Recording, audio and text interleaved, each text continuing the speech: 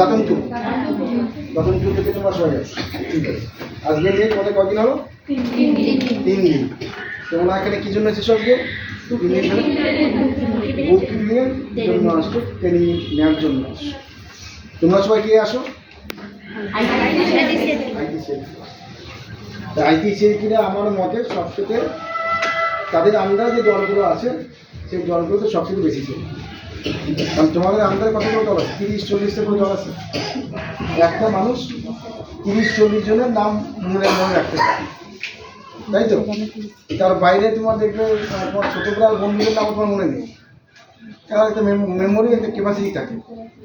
আমরা নতুন কিছু জানবো, কোনো কিছু বেরিয়ে যাবে মেমোরিতে। সেরকমভাবে আমার আন্ডারে যদি 300-400 দল থাকে এবং সিএসপি ক্ষেত্রে হয়তো দিদিদের চেনে, কিন্তু দলের নাম সহ মনে রাখা সম্ভব না। কিন্তু তোমরা সবাই যে 30টি দল বা 40টি দল যে কাজগুলো করছো, তোমরা মোটামুটি সবাই দলগুলোকে চেনো, তাই তো? কারণ তোমরা সেই দলগুলোকে তোমরা কী করেছো? সবাই লোকসে এন্ট্রি করেছো, তাই তো? তাহলে কী এন্ট্রি করেছো? তোমরা দলের নাম এন্ট্রি করেছো, দলের মেম্বারের নাম এন্ট্রি করেছো, ব্যাঙ্ক অ্যাকাউন্ট এন্ট্রি করেছো, আধার নাম্বার এন্ট্রি করেছো, মোবাইল নাম্বার থেকে শুরু করে অনেক কিছু এন্ট্রি করতে হয়েছে, পারমিশন কবে হয়েছে, এবং একাধিকবার করতে হয়েছে। এক একটা দলকে একাধিকবার করতে হয়েছে, কারণ আমাদের লোকজ পোর্টালটা প্রথমে তো ভালো কাজ করেনি, কখনো করেছি হারিয়ে গেছে, আবার করেছি, এরকম করে করে আলটিমেটলি হয়েছে।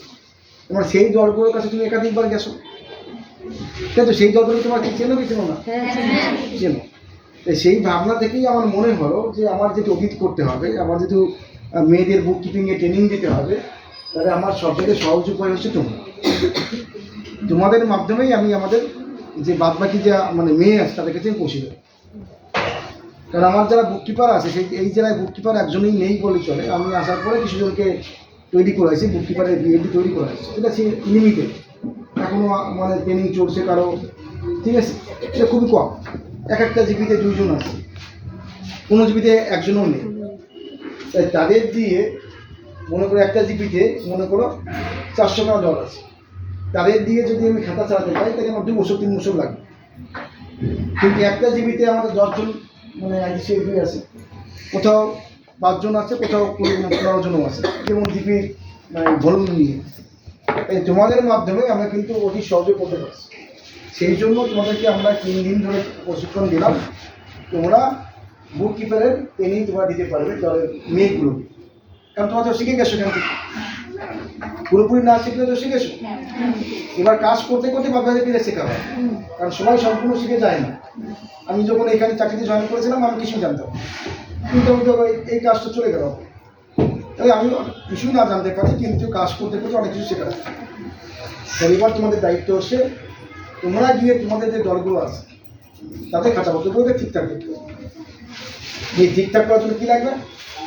আমাদের বিভিন্ন রেজিস্টার লাগবে, সেই রেজিস্টারগুলো আপডেট করতে হবে।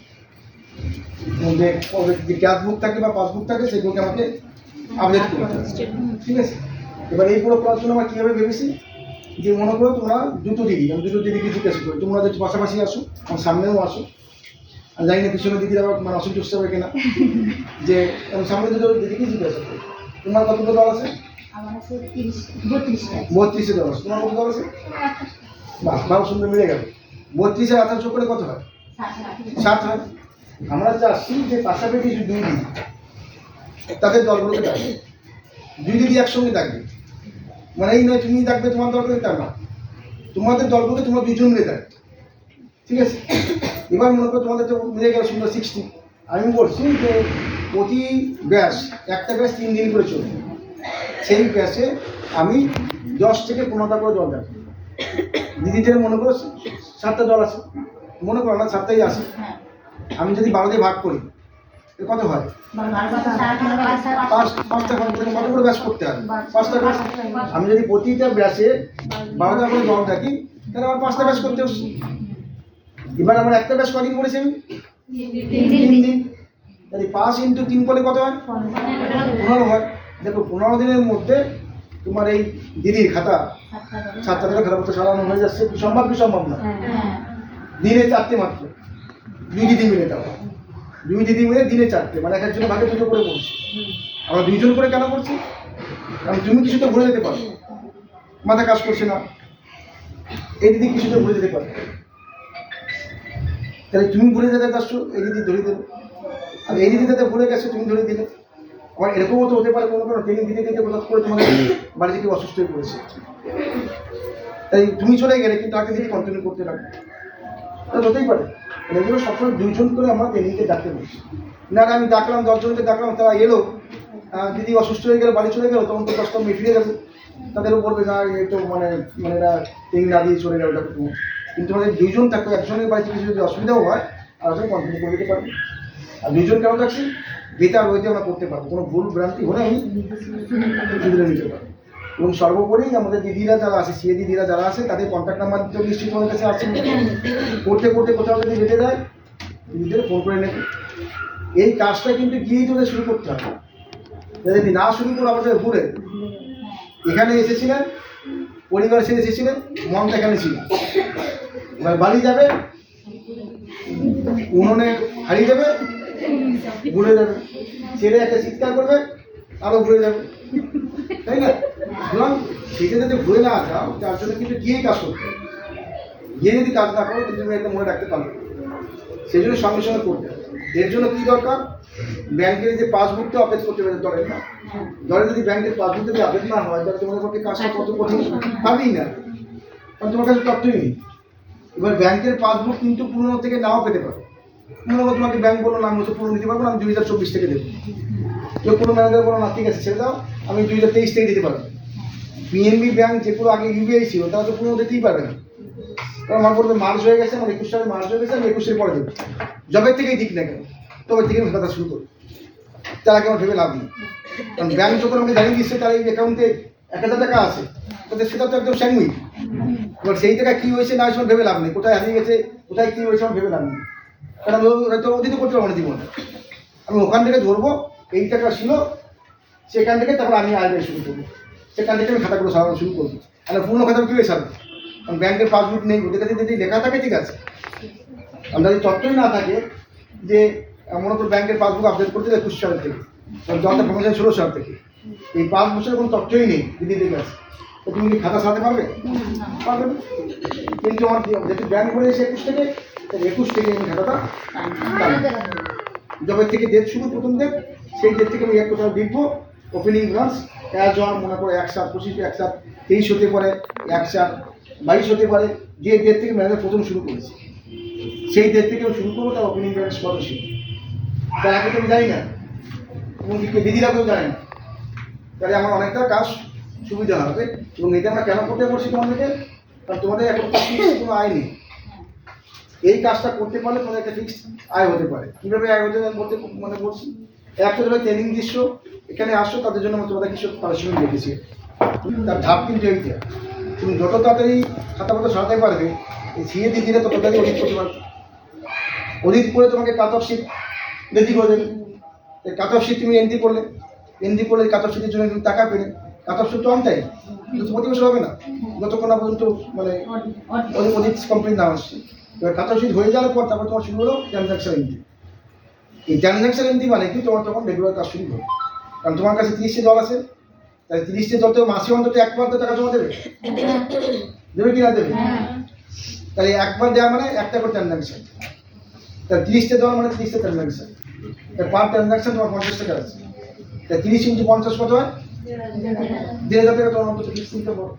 এবার তোমার যদি দুবার ট্রানজাকশন করে মুনাফা দল আর আপনারও দল একবার করে, তাহলে কত হয়, 45 হবে, এই 45 × তখন 50 গুণ হবে, মানে ট্রানজাকশন কিছু তোমার একটা ইনকাম আছে, তাহলে তোমার একটা ফিক্সড ইনকাম শুরু হবে।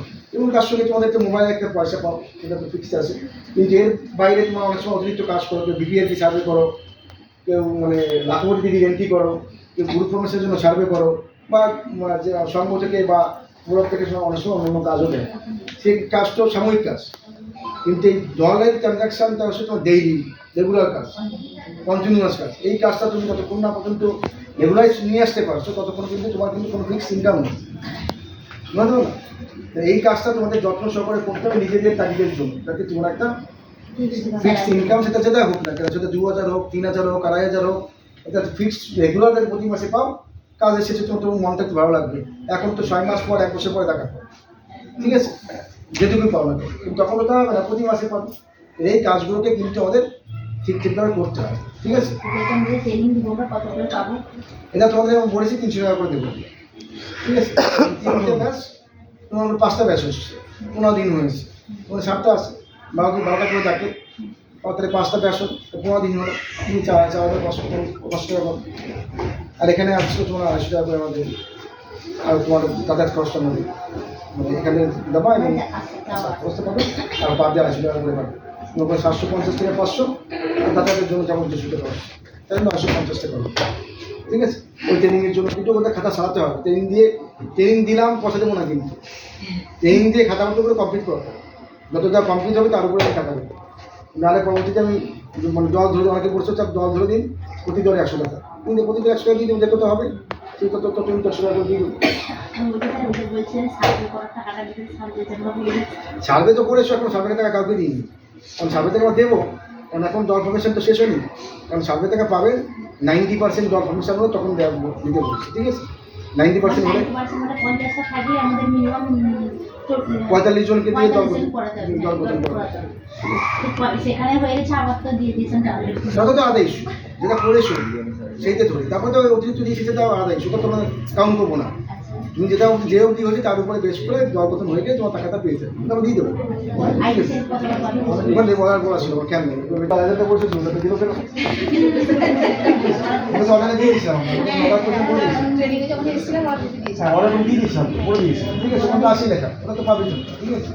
এরপরে তো আমাকে বলেও ছিলাম যে প্রতি আইটিসিএলপি যদি একটা দল গঠন করে তাকে আমরা এই মানে 200 টাকা করে আমাদের, মানে একটা এসিজি গঠন করলে 200 টাকা, হ্যাঁ 200 টাকা আমাদের আমাদের আসে তো বার গঠন করে, একটা এসিজিতে, হ্যাঁ হ্যাঁ।